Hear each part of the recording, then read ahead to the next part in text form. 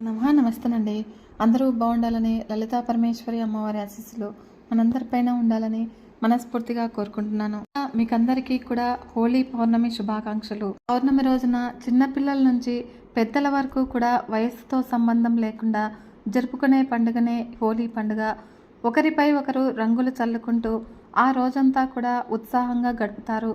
అయితే ఈ పండుగ రోజు కేవలం రంగులు చల్లుకోవడమే కాకుండా పరమేశ్వరుడిని, శ్రీకృష్ణుణ్ణి, అయ్యప్పను ప్రత్యేకంగా పూజించడం వల్ల వారి అనుగ్రహం లభించి అష్టైశ్వర్యాలు, భోగభాగ్యాలు లభిస్తాయని పండితులు చెబుతూ ఉన్నారు. ఈ ఏడాది ఫల్గుణ శుద్ధ పౌర్ణమి రోజున మనం హోలీ పండుగను జరుపుకుంటూ ఉంటాము. ఈ పండుగనే హోలీ పండుగను హోలికా పూర్ణిమ, కాముని పున్నమి అని కూడా అంటారు. ఈ హోలీ రోజున శివ పూజను చేస్తూ ఉంటారు. పరమేశ్వరుడు మన్మధుని దగ్ధం చేయడానికి పరమేశ్వరుడు తన త్రినేత్రాన్ని తెరిచిన పర్వదినమే ఈ హోలీ. ఆనాటి నుంచి ఫల్గుణం పౌర్ణమి రోజున కామదహనం పేరిట మనం పండుగను జరుపుకుంటూ ఉంటాము. ఈ పండుగ రోజున శివాలయానికి వెళ్ళి పరమేశ్వరుని దర్శనం చేసుకోవాలి. ఇక ఆలయ ప్రాంగణంలో విభూతి పండ్లు లేదా శివస్తోత్రాలు ఉన్నటువంటి పుస్తకాలను ఎవరికైనా దానంగా ఇవ్వాలి. అలాగే ఇంట్లో పూజ చేసేవారు హోలీ రోజు శివుడిని మారేడు దళాలు, తుమ్మి పువ్వులతో పూజించి చిమ్మిల్ని నైవేద్యంగా పెట్టాలని చెబుతూ ఉన్నారు మన పండితులు. ఈ హోలీ రోజునే కృష్ణ పూజ కూడా చేయాలి. హోలీకి మరో ప్రత్యేకత ఉందని, రోజున రాధాకృష్ణులు ఒకరిపై ఒకరు రంగులు చల్లుకుంటూ ఉంటారట. కాబట్టి హోలీ రోజున రంగులు చల్లుకోవడంతో పాటు రాధాకృష్ణులను పూజించాలి. కోసము దగ్గరలోని శ్రీకృష్ణుడి ఆలయానికి వెళ్ళి దర్శనం చేసుకుంటే దాంపత్య జీవితం సంతోషంగా ఉంటుంది. ఇంట్లో అయితే పూజా మందిరంలో శ్రీకృష్ణుడి చిత్రపటము వద్ద దీపాన్ని వెలిగించి పాలు, పెరుగు, వెన్న, పటిక బెల్లము వీటితో ఏదైనా నైవేద్యంగా పెట్టాలి. ఇలా చేయటం వల్ల కార్యసిద్ధి లభిస్తుంది. ఈ హోలీ రోజున హోలిక అనే రాక్షసి పీడ విరగడైనందుకు సంకేతంగా ఈ పండుగను జరుపుకుంటూ ఉంటారు. ఈ హోలికా దహనం ఎలా చేయాలి అంటే, హోలీ రోజు సాయంత్రము ఇంటి ముందు ఎండిపోయినటువంటి గొబ్బెమ్మలు, కర్రలతో సహాయంతో మంటలు వేయాలి. ఆ మంటల చుట్టూ కూడా ఇంట్లో వాళ్ళందరూ 3 సార్లు ప్రదక్షిణ చేయాలి. ఆ తర్వాత మంటల నుంచి వచ్చిన బూడిదను నుదుటిన ధరించాలి. ముఖ్యంగా చిన్నపిల్లలకు పెట్టాలి. ఇలా పెట్టుకోవడం వల్ల పిల్లలపై ఉన్నటువంటి దిష్టి పోతుంది మరియు ఆరోగ్యంగా ఉంటారని అంటూ ఉంటారు మన పెద్దలు. ఈ రోజునే లక్ష్మీదేవి జయంతి కూడాను. ఫల్గుణ మాసంలో వచ్చే పౌర్ణమిని లక్ష్మీదేవి జయంతిగా పాటిస్తాము. ప్రతి మానవుడు కూడా కాంక్షించేది లక్ష్మీదేవి కృపనే. కనుక ఆ మాత కృపతోనే మనకు ధనధాన్యాదులు సమకూరుతాయి. తద్వారా సుఖవంతమైన జీవనం లభిస్తుంది. అందుకే ప్రతిరోజు కూడా లక్ష్మీదేవిని పూజించాలి, స్మరించాలి. కనుక లక్ష్మీదేవిని భక్తిగా ఆరాధించినంతనే ఆమె కరుణించదు. మనం నివసించే ప్రాంతాల్ని, ప్రదేశాలని ప్రతిరోజు కూడా శుభ్రంగా ఉంచుకొని ఇంటి ముందు రంగవల్లిలో తీర్చిదిద్దుకొని సంప్రదాయాల్ని పాటించే వారికే ఆమె కటాక్షం లభిస్తుంది. ఇక ఇప్పుడు వివిధ పురాణాల్లో లక్ష్మీదేవి జనన గాథల్ని గురించి తెలుసుకుందాము. సాగర మదనం సమయంలో సాగరంలో ఉద్భవించినటువంటి అనేక వస్తువులు, అపూర్వ జంతుజాలాదులతో పాటుగా లక్ష్మీదేవి కూడా జన్మించింది అని ఒక కథనము. అనేక పురాణాల్లో కనబడే కథ పురాణంలో వేరొక గాథ కూడా కనబడుతుంది. ఆ గాథ ప్రకారము లక్ష్మీదేవి భృగు మహర్షి కుమార్తె. భృగు మహర్షి భార్య ఖ్యాతి. తొలుత వీరికి పుత్ర సంతానం కలిగింది. కానీ పుత్రిక కోసము జగన్మాతను ప్రార్థిస్తూ ఖ్యాతి చేసినటువంటి తప ఫలితమే లక్ష్మీదేవి. విష్ణుమూర్తిని ఆమె వివాహమాడింది. లక్ష్మీదేవి కటాక్షం కోసము చేయవలసినటువంటి పూజలు, చదవవలసినటువంటి మంత్రాల గురించి పురాణాల్లో అనేక చోట్ల అనేక కథలు ఉన్నాయి. శంకరాచార్య లక్ష్మీదేవిని ప్రసన్నం చేసుకునేందుకు కనకతారాస్తవం పఠించాడని, అప్పుడు లక్ష్మీదేవి ఆయనను కరుణించి బంగారు వర్షం కురిపించింది అని ఒక కథ. ఇవే ఎన్నో కథలు ఉన్నాయి. కనుక అపరిశుభ్రంగా ఉండే ఇళ్లలోనూ ప్రదేశాల్లోనూ లక్ష్మీదేవి నివసించదని పురాణాలు చెబుతూ ఉన్నాయి. ఇక వాస్తవ జీవితంలో పరిశీలించినా కూడా ఇది నిజమేనని తెలుస్తుంది. అందుకే లక్ష్మీదేవి జయంతి రోజున కేవలము భక్తి శ్రద్ధలతో పూజ చేసి సరిపెట్టుకోకుండా నిత్యము మనం ఉండే ఇళ్లను, పరిసరాలను పరిశుభ్రంగా ఉంచుకుందాము. లక్ష్మీదేవి కృపకు పాత్రులవుదాము. అంతేకాకుండా ఈ రోజున చంద్రుడిని పూజించడం ద్వారా చంద్రాష్టమ ప్రతికూలతల నుంచి తప్పించుకోవచ్చును. అలాగే చంద్రుడు మనస్సు కారకుడు కావడంతో మానసిక ఇబ్బందులు కూడా ఉండవు. అంతేకాకుండా చంద్రునికి వెలుగునిచ్చే సూర్య భగవానుడి అనుగ్రహం కూడా సిద్ధిస్తుంది. అంతేకాకుండా పౌర్ణమి రోజున అమ్మవారిని పూజించడం ద్వారా విశేషమైన ఫలితాలను పొందవచ్చును. శ్రీ అంబికాదేవిని ఈ పౌర్ణమి రోజున పూజించే వారికి ఈతి బాధలు ఉండవు. ఆ దేవి అనుగ్రహము పరిపూర్ణంగా లభిస్తుంది. ఈ పౌర్ణమి రోజున గృహంలో ఇంటి దేవతను పూజిస్తే మనం కోరిన కోరికలు నెరవేరుతాయి. ఇక అమ్మవారి ఆలయాల్లో ప్రత్యేక పూజలు, కుంకుమార్చన వంటివి చేయించడము చాలా ఉత్తమ ఫలితాలను ఇస్తుంది. కాబట్టే ఈ పౌర్ణమి రోజున మహిళలు నిష్ఠతో ఉపవసించి పసుపు కుంకుమతో 108 సార్లు అమ్మవారిని స్తుతించి నైవేద్యం సమర్పిస్తే మాంగళ్య బలం చేకూరుతుంది. ఆయురారోగ్యాలు సిద్ధిస్తాయి. ఇక మృత్యుభయము ఉండదు. సంతాన ప్రాప్తి దక్కుతుంది. ధనలాభం ఉంటుంది. విద్యార్థులు విద్యారంగంలో రాణిస్తారు అని పండితులు సూచిస్తూ ఉన్నారు. ఈ సర్వ సంపదలకు అధినేత్రి లక్ష్మీదేవి. ఆమె కరుణ లేకపోతే ఎన్ని తెలివితేటలున్నా, ఎంత పేరు ఉన్నా, ఎంత గొప్పవాడైనా కూడా ఇబ్బందులు పడాల్సిందే. ఈ క్రమంలోనే చాలామంది లక్ష్మీ కటాక్షం కోసము ఎన్నో పనులు చేస్తూ ఉంటారు. అలా కాకుండా సిరుల తల్లి జన్మదినం రోజు కొన్ని ప్రత్యేకమైన విధి విధానాలు పాటిస్తే లక్ష్మీదేవి కటాక్షం పొంది సంవత్సరం మొత్తము కూడా సమస్త శుభాలను కూడా సిద్ధింప చేసుకోవచ్చును. మన పురాణాల ప్రకారము లక్ష్మీదేవి ఫల్గుణ మాసంలో వచ్చే పౌర్ణమి రోజున ఉత్తర ఫల్గుని నక్షత్రంలో జన్మించింది. అందుకే ఈ రోజును లక్ష్మీదేవి జయంతి అనే పేరుతో పిలుస్తారు. ఇదే రోజున హోలీ పండుగ జరుపుకోవడం కూడా విశేషము. అయితే సంవత్సరము మార్చి 14వ తేదీ శుక్రవారము ఫల్గుణ శుద్ధ పౌర్ణమి రోజును శ్రీ లక్ష్మీదేవి జయంతిగా జరుపుకోవాలని సూచిస్తూ ఉన్నారు. ఈ లక్ష్మీదేవి జయంతి సందర్భంగా అమ్మవారి సంపూర్ణ అనుగ్రహం పొందడానికి ఏ విధంగా పూజ చేయాలో తెలుసుకుందాము. లక్ష్మీదేవి జయంతి రోజున ముందుగా ఇంటిని శుభ్రపరచుకోవాలి. ఆ తర్వాత స్నానం ఆచరించి పూజా మందిరంలో ఏనుగులు తొండంతో నీళ్లు తీసుకొని లక్ష్మీదేవికి అభిషేకం చేస్తూ ఉంటే వరద అభయ హస్తాలతో తామర పువ్వులలో కూర్చున్నటువంటి అమ్మవారి చిత్రపటాన్ని ఏర్పాటు చేసుకోవాలి. ఆ తర్వాత లక్ష్మీదేవి చిత్రపటాన్ని గంధము కుంకుమ బొట్లతో అలంకరించుకోవాలి. అనంతరము చిత్రపటం ఎదురుగా ప్రమిదలో తామర లేదా జిల్లేడు వత్తులతో దీపాన్ని వెలిగించాలి. ఇక అవి లేకపోతే 6 వత్తులు వేసి దీపారాధన చేయాలి.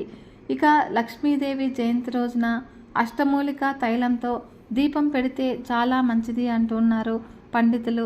అది అందుబాటులో లేకపోతే ఆవు నెయ్యి, నువ్వుల నూనె లేదా కొబ్బరి నూనెతో దీపాన్ని పెట్టుకోవాలి. లక్ష్మీదేవిని పూజించే సమయంలో ఒక ప్రత్యేకమైన మంత్రాన్ని వీలైనన్ని సార్లు జపించాలి.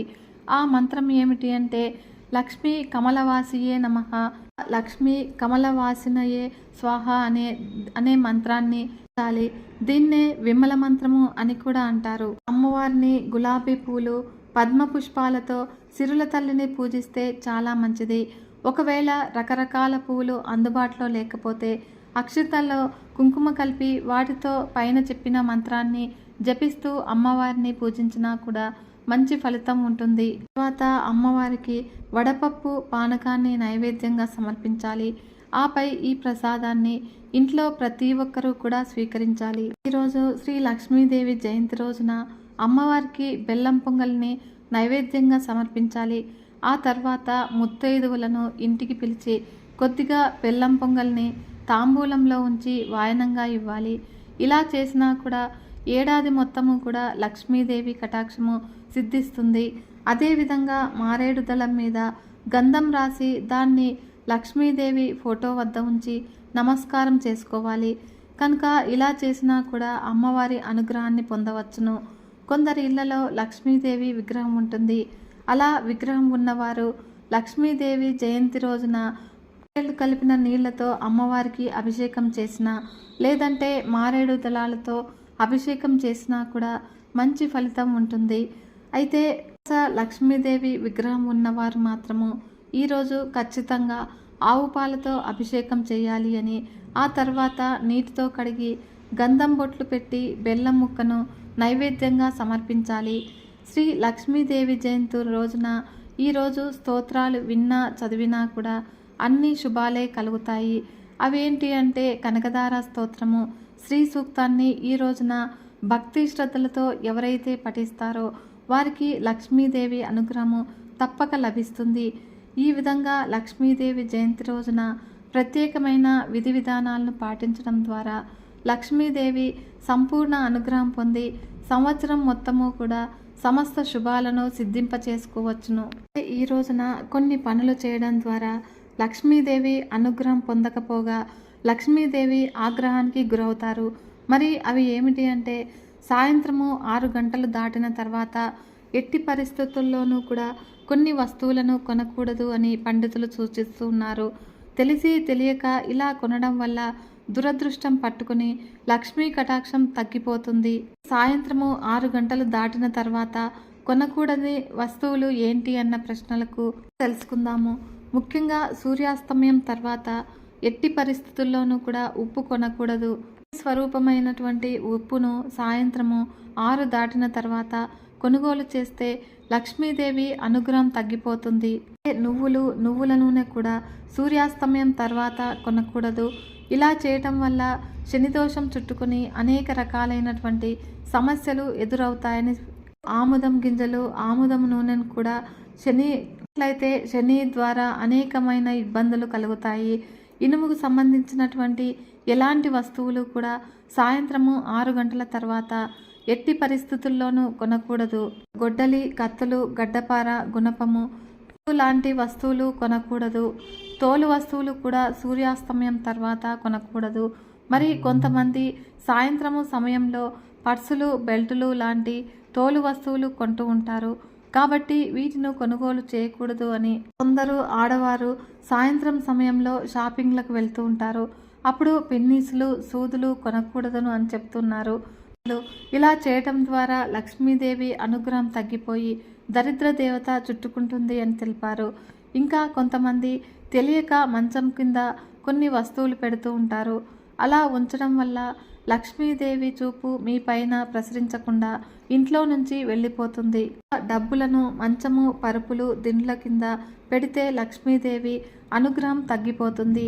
ఇక బంగారు ఆభరణాలను కూడా దిండు, మంచం కింద పెట్టకూడదు. మంచం కింది భాగంలో చెప్పులు, షూలు, సాక్సులు వంటివి ఎట్టి పరిస్థితుల్లోనూ కూడా ఉంచకూడదు. దేవతల చిత్రపటాలు, పితృదేవతల ఫోటోలు మంచం కింద పెట్టకూడదు. ఇలా చేస్తే వారి అనుగ్రహం తగ్గిపోతుంది. గాజు సీసాలను మంచం కింద పెట్టడం వల్ల లక్ష్మీదేవి కటాక్షం తగ్గిపోతుంది. ఇనుప వస్తువులను మంచం కింద పెడితే శనిదేవుడు ఆగ్రహిస్తాడు. ఇక దోషాలు చుట్టుకుంటాయి. నూనె సీసాలు కూడా ఎలాంటి పరిస్థితుల్లోనూ కూడా మంచం కింద పెట్టకూడదు. పెట్టడం వల్ల జాతకంలో శని పెరిగి ఇబ్బందికర పరిస్థితులు ఎదురవుతాయి. ఈ రోజున లక్ష్మీదేవి కనుక లక్ష్మీదేవి దివ్య అవతారం గురించి తెలుసుకుందాము. లక్ష్మీదేవి గురించి వివిధ కథలు పురాణాల్లోనూ ఇతిహాసాల్లోనూ ఉన్నాయి. శ్రీ మహావిష్ణువునకు సృష్ట్యాది నుంచి కూడా లక్ష్మీదేవి తోడుగానే ఉందని, ఆమె నిత్యాన్నపాయిని, లక్ష్మీనారాయణులు వేరువేరు కాదని చెప్పారు.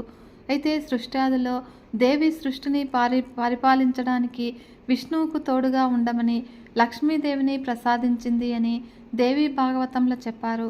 ఒకసారి లక్ష్మీదేవి విష్ణువు నుంచి వేరు కావడం వలన విష్ణువు శక్తిహీనుడయ్యాడు.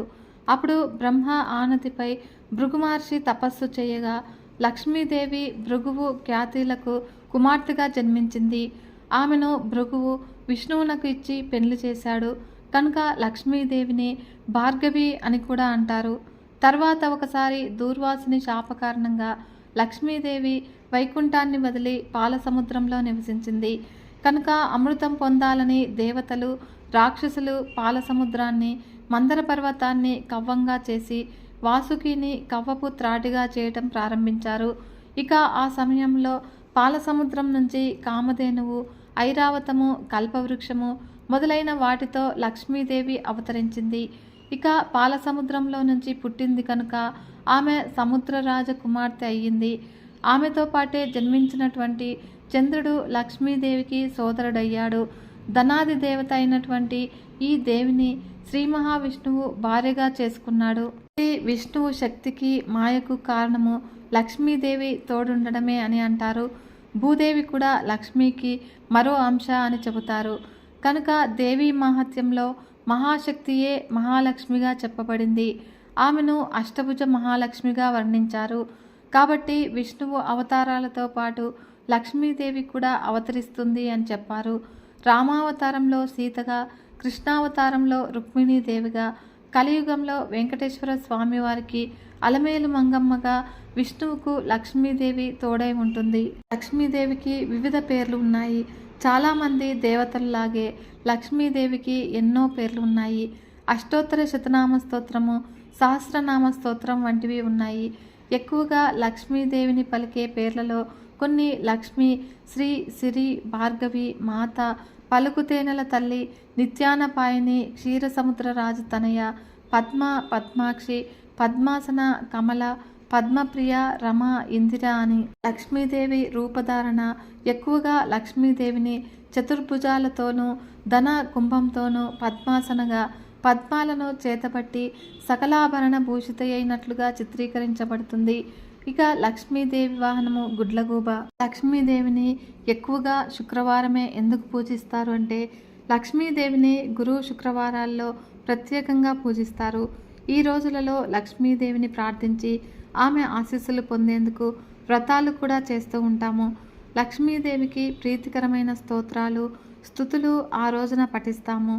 ఆ రోజు కొంతమంది ఉపవాసం కూడా ఉంటారు.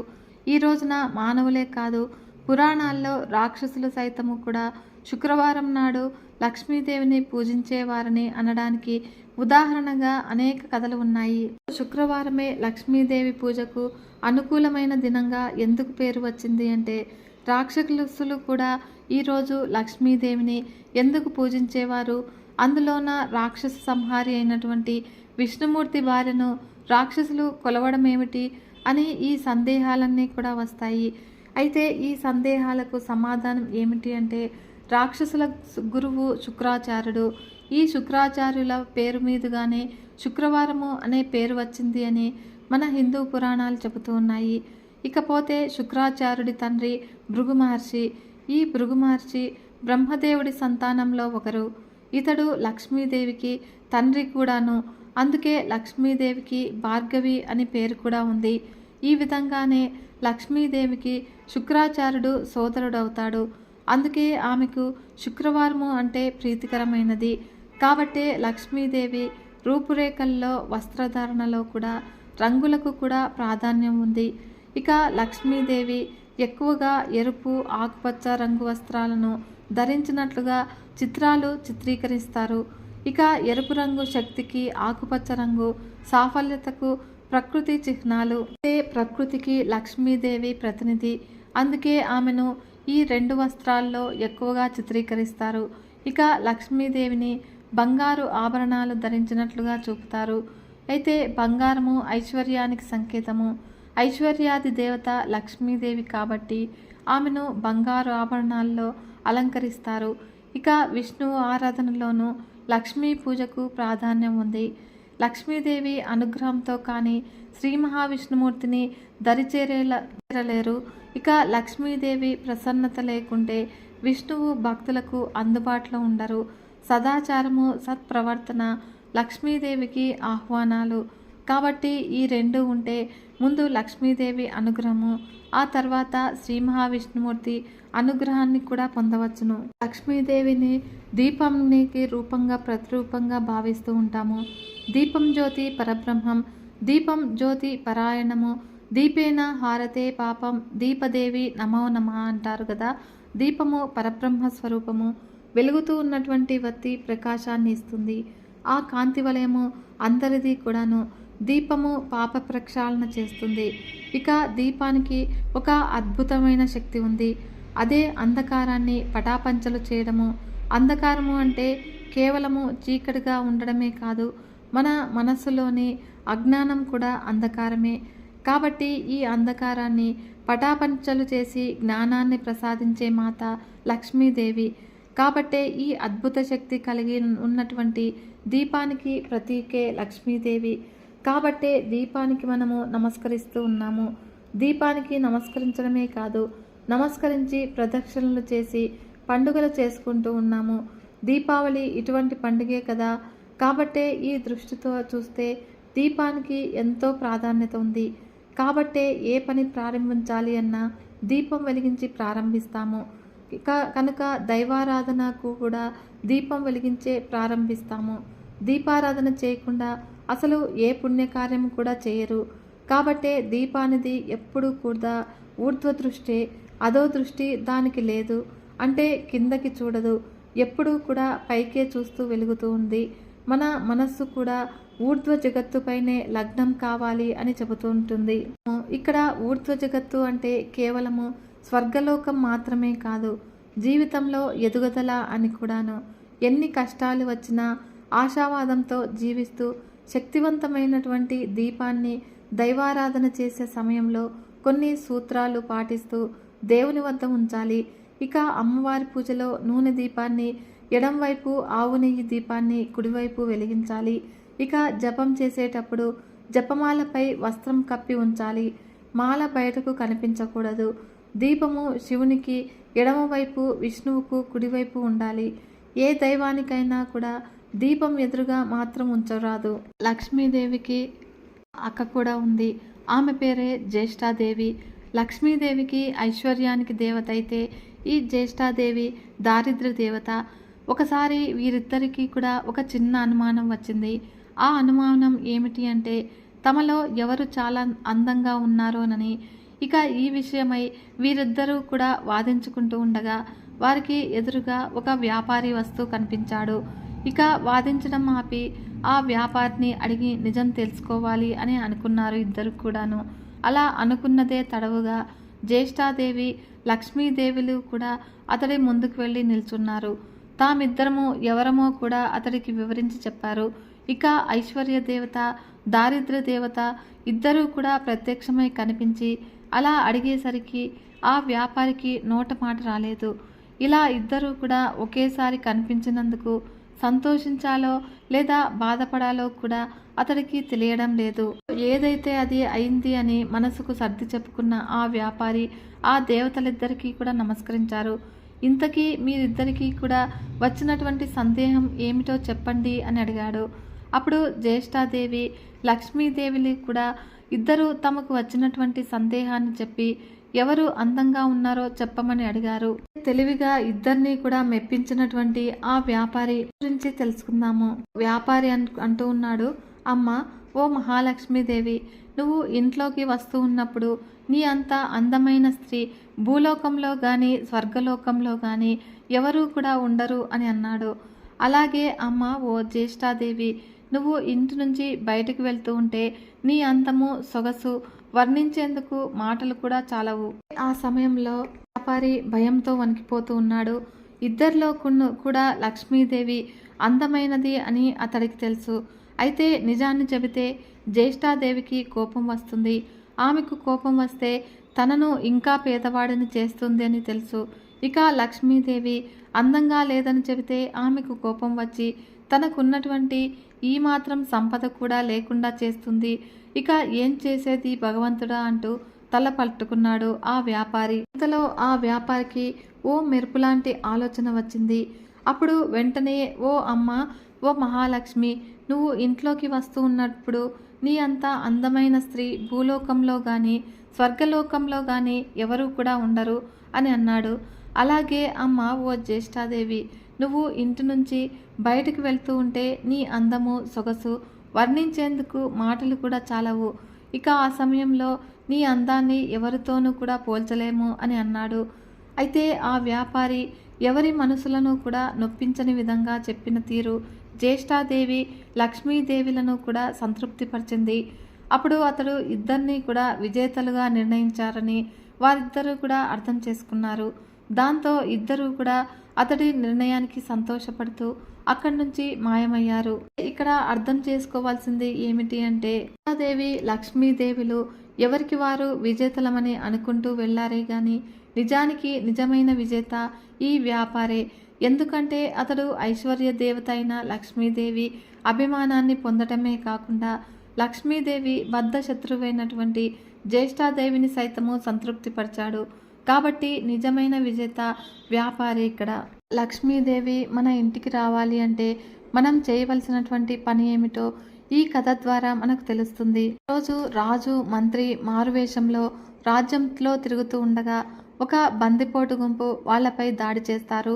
అప్పుడు రాజు మంత్రి వాళ్ళతో ప్రతిఘటిస్తూ ఉంటారు. అయితే అప్పుడే అటువైపుగా వెళుతూ ఉన్నటువంటి రుద్రసేనుడు అది చూసి తన వంతు సహాయాన్ని చేస్తాడు. దానికి మారువేషంలో ఉన్నటువంటి రాజు మెచ్చి నీకు ఏమి బహుమానం కావాలో కోరుకో అని అంటాడు. కానీ రుద్రసేనుడు మాత్రము తమరు ఆపదలో ఉంటే కాపాడేనే కానీ ఏదో ఆశించి మాత్రం కాదు అని వీరోచితంగా అంటాడు. అప్పుడు దానికి రాజు సంతోషించి నీకు ఎప్పుడైనా ఏ సహాయం కావాలన్నా కూడా తనని కోరుకోమని చెప్పి అక్కడి నుంచి వెళ్ళిపోతాడు. అప్పుడు ఇదంతా కూడా తన భార్య శాంతిశీలకు చెబుతాడు రుద్రసేనుడు. అప్పుడు ఆమెకు ఒక విషయం గుర్తుకు వస్తుంది. అది ఏమిటి అంటే కొద్ది రోజుల క్రితము తను కట్టెలకని అడవిలోకి వెళ్ళినప్పుడు అక్కడ ఒక మునీశ్వరుడు తారసపడతాడు. ఆ మునీశ్వరుడు తల్లి ఒక విషయం చెబుతాను శ్రద్ధగా విను అని. లోకమంతా కూడా చీకటిగా, అది కూడా శుక్రవారం రోజున ఎవరి ఇంట్లోనూ దీపం లేకుండా ఉండి నీ ఇంట్లో మాత్రము దీపం పెట్టి గుమ్మానికి అడ్డంగా కూర్చో. అప్పుడు చీకటిని భరించలేక ఒక నల్లని చీర ధరించినటువంటి ఒక ఆమె నీ ఇంట్లో నుంచి వెళ్ళటానికి ప్రయత్నిస్తూ ఉంది. అప్పుడు ఆమెను నువ్వు ఆపి అడ్డగించి బయటకు వెళితే లోపలికి రాకూడదు అని షరతు విధించు. అప్పుడు ఆమె నేను లోపల ఉండే ఈ వెలుగుని భరించలేను కనుక ఈ చీకటిలోకి వెళ్ళిపోతాను అని అంటుంది. ఇక ఇంకొక ఆమె పట్టు పీతాంబరాలతో దగదగా మెరిసే నగలతో ఇంట్లోకి ప్రవేశించడానికి ప్రయత్నిస్తుంది. అప్పుడు కూడా ఆమెను కూడా అడ్డగించి లోపలికి వెళితే బయటకు వెళ్ళకూడదు అని షరతు విధించు. అప్పుడు ఆమె బయట చీకటిని భరించలేను కనుక లోపలికి వెళ్ళిపోతాను అని అంటుంది. అలా ఆమె ఇంట్లోకి ప్రవేశించగానే నీవు ఐశ్వర్యవంతురాలువు అవుతావు అని మునీశ్వరుడు చెప్పినది గుర్తుకు వస్తుంది. అప్పుడు వెంటనే శాంతిశీల రాజుగారి దగ్గరికి వెళ్ళి తాను ఎవరో చెప్పి వచ్చే శుక్రవారము రాజ్యంలో ఎవరి ఇంట్లోనూ కూడా దీపాన్ని పెట్టకుండా ఉండేలాగా చూడాలి అని కోరుతుంది. అప్పుడు వెంటనే రాజుగారు ఆమె కోరిక మేరకు రాజ్యంలో ఎవరూ కూడా శుక్రవారం రోజున దీపాన్ని పెట్టకూడదు అని చాటింపు వేయిస్తాడు. ఆ విధంగా మునీశ్వరుడు చెప్పినట్లుగానే ఆమె చేసి శాంతిశీల ఐశ్వర్యవంతురాలవుతుంది. కానీ శుక్రవారము ఎవరూ కూడా దీపం పెట్టకుండా రాజుగారితో ఆజ్ఞ వేయించినందుకు ఆమె చాలా బాధపడుతూ ఉంటుంది. లక్ష్మీదేవిని ప్రార్థించగా లక్ష్మీదేవి ప్రసన్నురాలై ఇకపై ప్రతి శుక్రవారము సంధ్యా సమయంలో ఎవరైతే దీపాన్ని పెడతారో వారందరి ఇళ్లకు కూడా నేను వస్తాను అని వరాన్ని ప్రసాదిస్తుంది. కాబట్టి ఎవరైతే ప్రతి శుక్రవారము సంధ్యా సమయంలో తప్పకుండా దీపాన్ని వెలిగిస్తారో వారు శ్రీ మహాలక్ష్మీదేవి కరుణా కటాక్షానికి పాత్రులవుతారు. ఈ సంవత్సరము లక్ష్మీదేవి జయంతి వారం వచ్చినందున ఇంకా విశేషమైన పర్వదినం ఈ రోజున అమ్మవారిని కనకదార స్తోత్రం పఠించినట్లయితే అమ్మవారి అనుగ్రహము తప్పకుండా మన పైన ఉంటుంది. ఈ కనకదార స్తోత్రము ఎలా పుట్టింది, కనకదార స్తోత్రము విశిష్టత గురించి తెలుసుకుందాము. వారి ఆదిశంకరాచార్యుల వారు వైశాఖ మాస శుక్లపక్ష తదియ రోజున కేరళ రాష్ట్రంలో కాలడి గ్రామంలో భిక్షాటన కోసము ఒక పేద బ్రాహ్మణ స్త్రీ ఇంటికి వెళ్ళగా అప్పుడు ఆమె తన ఇంటిలో భగవంతుడి దగ్గర నివేదనగా ఉన్నటువంటి ఉసిరికాయను శంకరాచార్యుల వారికి భిక్షగా వేసినటువంటి రోజు ఆ భిక్షను స్వీకరించి కనకదార స్తోత్రాన్ని శంకరాచార్యుల వారు చెప్పిన రోజు వైశాఖ మాస శుక్లపక్ష తదియ అక్షయ తృతీయ ప్రముఖ చెబుతూ ఉంటారు. కాబట్టి ఏ మానవుడికైతే జీవితంలో ధన సమస్యలు ఎదుర్కొంటూ ఉన్నాడో, ధనపరమైనటువంటి విషయాల్లో లక్ష్మీదేవి కటాక్షాన్ని పొందాలి అని చూస్తూ ఉన్నారో అటువంటి వారు కనకదార స్తోత్రాన్ని వరము ఈ స్తోత్రాన్ని ప్రతి శుక్రవారం రోజున పారాయణం చేయటము, లక్ష్మీదేవిని ఆరాధించడం వల్ల లక్ష్మీదేవి కటాక్షం లభిస్తుంది. కనకదార స్తోత్రాన్ని పారాయణ చేయటం ద్వారా లక్ష్మీదేవి కటాక్షము శీఘ్రంగా లభిస్తుంది. ఇక దారిద్ర్య బాధల నుంచి విముక్తి కలుగుతుంది. అష్టలక్ష్ముల రూపమైనటువంటి మహాలక్ష్మీదేవి అనుగ్రహం ద్వారా దైనందిన జీవితంలో భోగభాగ్యాలు కలగటంతో పాటుగా శాశ్వతమైన విష్ణులోక ప్రాప్తి మహాలక్ష్మీదేవి అనుగ్రహం ద్వారా కలుగుతుంది.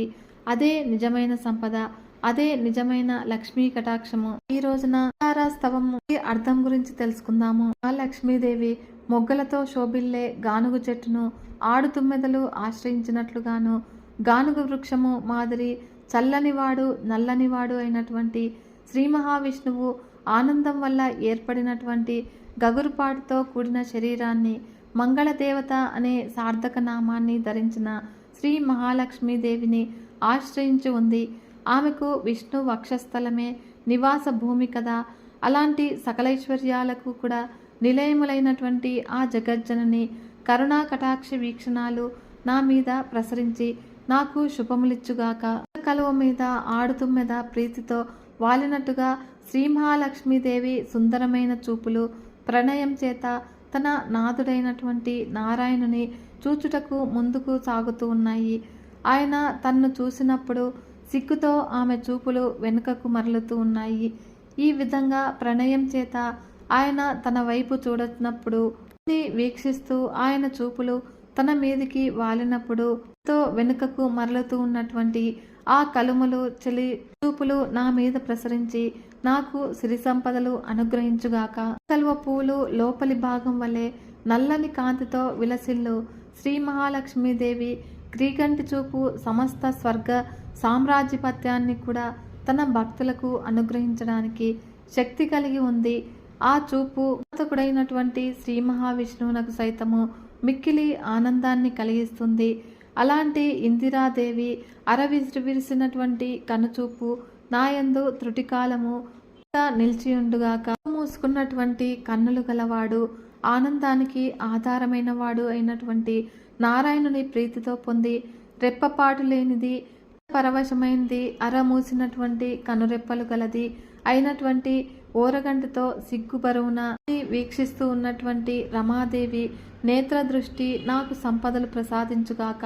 మంది మెరుపుతీగా విలసిల్లినటువంటి చందంగా వానాకాలం మబ్బు మాదిరిగా నల్లని శరీర ఛాయగల శ్రీ మహావిష్ణువు వక్షస్థలంలో ఏ జగజ్జనని రూపం వెలిగిపోతూ ఉందో ఆ మహాలక్ష్మీదేవి మంగళ స్వరూపము నాకు శుభము ప్రసాదించుగాక. జగజ్జనని కడగంటి చూపులు కౌస్తుభమణిని ధరించినవాడు, 5 తలల గల మురాసురుణ్ణి సంహరించినవాడు అయినటువంటి శ్రీ మహావిష్ణువు వక్షస్థలంలో ఇంద్రనీల మణిహారాల శోభను వెలుస్తూ ఉన్న నారాయణుడి ఆ కరుణా కటాక్ష వీక్షణాలు నాకు మేలు చేకూర్చుగాక. మహాలక్ష్మీదేవి కటాక్ష వీక్షణ మహిమ వల్ల రాక్షసుని నిర్మూలించినటువంటి నారాయణమూర్తి సమస్త సన్మంగళాలకు కూడా నిలయుడైన వాడు.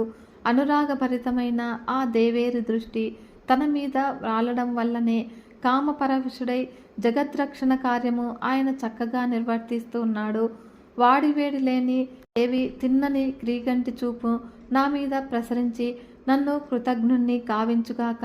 పక్షిపిల్ల ఎండ వేడిమికి తాళలేక తల్లడిల్లగా వాయు ప్రేరితమై మేఘం వర్షించి ఆ పక్షికున తాపం బాని చినుకులచే దప్పిక తీర్చి తృప్తి కలిగించిన విధంగా శ్రీమన్నారాయణమూర్తి ప్రియురాలైనటువంటి ఇందిరాదేవి కటాక్షము అనే కారుమబ్బు, కారుణ్యమనే గాలిచే ప్రేరితమై బహుకలమైనటువంటి దుష్కర్మ అనే తాపాన్ని తరిమి ధనము అనే వాన కురిసి నేను అనే చాతక శిశువుకు సంతృప్తి కలిగించుకాక. ఒక సుఖం కలిగించే యజ్ఞ యాగాదులైన శుభకర్మలు ఆచరించడంలో మనసు లేని వారైనప్పటికీ కూడా శ్రీ మహాదేవి దృష్టి తమపై ప్రసరించగానే మానవులు అనాయాసంగా స్వర్గ పదవిని పొందగలుగుతూ ఉంటారు. అలాంటి పద్మగర్భం యొక్క కాంతి వంటి కాంతి కలిగినటువంటి శ్రీ మహాలక్ష్మీదేవి కడగంటి చూపులు నాకు ఐశ్వర్య సమృద్ధిని సమకూర్చుగాక. సృష్టించే వేళ బ్రహ్మ భార్య భారతి అని, రక్షణ సమయాన నారాయణుని పత్ని అయినటువంటి నారాయణి అని, కాలస్వరూపిణి అయిన శాకంబరి అని, ప్రళయ కాలమందు శంభురాణి అయి గౌరీ అని పేరొంది గాల్ను ఏలు మురహరుని ఇల్లాలు శ్రీ మహాలక్ష్మీదేవికి నమస్కారాలు తెలుపుతూ ఉన్నాను. యాగాది పుణ్యకర్మలన్నింటికీ కూడా ప్రయోజనం సమకూర్చు వేద స్వరూపిణి అయినటువంటి శ్రీ మహాలక్ష్మీదేవికి నమస్కారము. వాత్సల్య, కారుణ్య, శౌశల్యాది సద్గుణాలకు సముద్రమగుచు అనందు స్వరూపిణి అయినట్టు శ్రీ మహాలక్ష్మీదేవికి చేతులు జోడిస్తూ ఉన్నాను. లను ధరించిన వారు శక్తి స్వరూపిణి అయినటువంటి ఇందిరాదేవికి అభివందనము. పరమ పురుషుడైనటువంటి శ్రీ మహావిష్ణువునకు ప్రియురాలై సర్వ సమృద్ధితో నొప్పు భార్గవికి ప్రణామము. మహాలక్ష్మీదేవి పద్మంతో సమానమైన ముఖం గలది. ఆమె జన్మించిన చోటు క్షీర సముద్రము.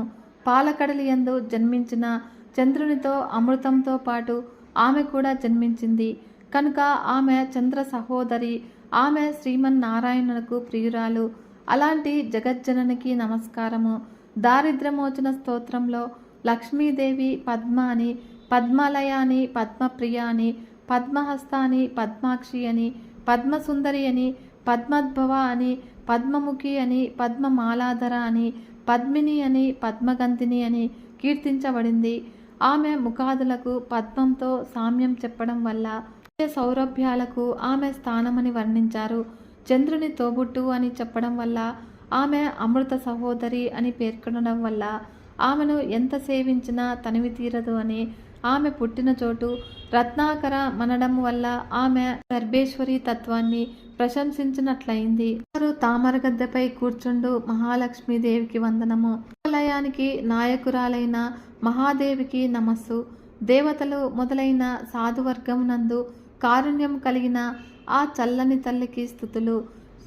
ధనుస్సును ధరించు విష్ణుదేవుని ప్రియురాలకు శ్రీ మహాలక్ష్మీదేవికి నమస్తుతి. మహాముని పుత్రికయు విష్ణు వక్షస్థలంలో నెలకొన్నదియు పద్మాసనాసీనురాలు యశోదాదేవి చేత రోకలికి వేయబడ్డ కేశవుని ప్రియురాలకు శ్రీ మహాలక్ష్మీదేవికి వందనాలు ఆచరిస్తూ ఉన్నాను. దళాల వంటి నయనాలు కలది.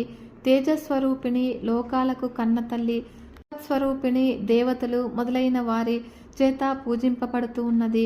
నందగోపుని పుత్రుడైన శ్రీకృష్ణునకు ప్రియరాలు అయినటువంటి శ్రీ మహాలక్ష్మీదేవికి నమోవాకాలు అర్పిస్తూ ఉన్నాను. పత్రాల వంటి కన్నులు గల తల్లి, నీకు నమస్కారాలు.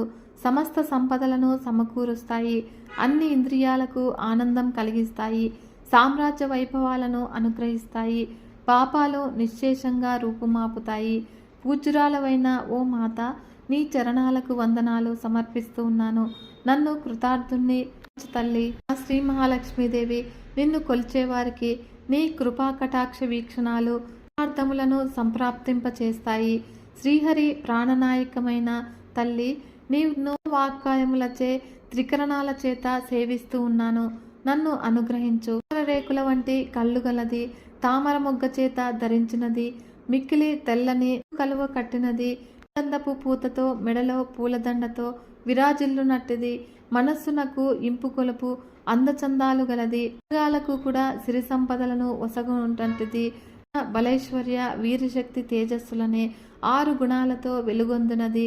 శ్రీమన్నారాయణమూర్తికి జీవితేశ్వరి అయినటువంటి ఓ మహాలక్ష్మి, నన్ను అనుగ్రహించు తల్లి. దేవతాది దిగ్గజాలు ఆకాశగంగా నదీ జలాలను కనుక పాలతో కొనివచ్చి తమ తొండాలతో అభిషేకించగా తడిసినటువంటి సకలావలు కలదియు జగాలన్నింటికీ కూడా జననీయు సమస్త లోకాలకు ప్రభు అయినటువంటి శ్రీ మహావిష్ణువు ఇల్లాలు అయినటువంటి క్షీరసాగర పుత్రియు అయినటువంటి శ్రీ మహాలక్ష్మీదేవిని ఉదయాన్నే నమస్కరిస్తూ ఉన్నాను. పత్రాల వంటి నేత్రాలు గల శ్రీమన్నారాయణమూర్తికి ప్రియురాలవైన ఓ కమలాంబిక, నా మనవి ఆలకించుము. నేను దరులలో అగ్రసరుణ్ణి. నీ కృపకు అన్ని విధాలా కూడా ఇవ్వు. నన్ను దయారసము తొణికిసలాడే నీ కడగంటి చూపులతో నన్ను కనుగొని ధన్యుణ్ణి గావించు. ప్రతిదినము వేదస్వరూపిణి యజ్ఞయాగాలకు తల్లి అయినటువంటి లక్ష్మీదేవిని ఈ స్తోత్రంతో స్తుతిస్తూ ఉన్నారో వారు అధిక సద్గుణ సంపన్నులు, పరమ భాగ్యోపేతులు అయి ఈ పుడమిలో పండితుల ప్రశంసలకు పాత్రులవుతూ ఉన్నారు. శంకర భగవత్పాదుల ఆచార్యుల చేత రచింపబడ్డ ఈ కనకతార స్తోత్రాన్ని ఉదయ మధ్యాహ్న సాయంకాలాదులయందు చదువుతారో వారు నవనిధులకు నాయకుడైన కుబేరుడితో సమానులు కాగలరు. చిక్తుడు పరమహంస రాజకాచార్య వర్యుడు అయినటువంటి శ్రీ శంకర భగవత్పాదుల చేత వందలే శ్రీ కనకదార స్తోత్రం ముగిసింది. మహాలక్ష్మీదేవి కరుణా కటాక్షాలు పైన సంపూర్ణంగా లభించాలి అని ప్రార్థిస్తూ ఉన్నాను. వీడియో కనుక మీకు నచ్చినట్లయితే ఒక చిన్న లైక్ చేసి మన ఛానల్ని ఇంతవరకు సబ్స్క్రైబ్ చేసుకోకుంటే సబ్స్క్రైబ్ చేసుకుని సపోర్ట్ ఇవ్వండి ఫ్రెండ్స్. మరొక మంచి వీడియోతో మీ ముందుకు వస్తాను. అంతవరకు సెలవు. నమస్కారం.